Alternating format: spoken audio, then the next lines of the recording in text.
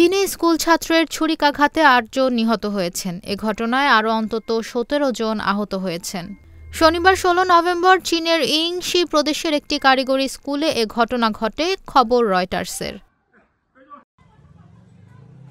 স্থানীয় পুলিশের বরাত দিয়ে প্রতিবেদনে বলা হয়েছে, হামলার সঙ্গে জড়িত থাকার অভিযোগে ইংশি শহরের ওয়াক্সি কারিগরি ইনস্টিটিউট অফ আর্টস অ্যান্ড টেকনোলজির ২১ বছরের এক ছাত্রকে গ্রেপ্তার করা হয়েছে।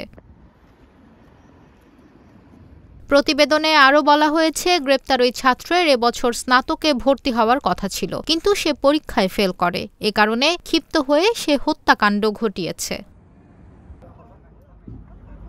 প্রসঙ্গত, চীনে আগ্নেয়াস্ত্রের ব্যবহার কঠোরভাবে নিয়ন্ত্রিত হলেও ছুরি নিয়ে সহিংস হামলার ঘটনা নতুন কিছু নয়। গত কয়েক মাসে দেশটিতে আরও কয়েকটি হামলার ঘটনা ঘটে। অক্টোবর মাসে সাংহাইতে একটি সুপারমার্কেটে ছুরি নিয়ে হামলা চালিয়ে এক ব্যক্তি ৩ জনকে হত্যা করেন। তবে একসঙ্গে ৮ জনের মৃত্যুর ঘটনা বিরল।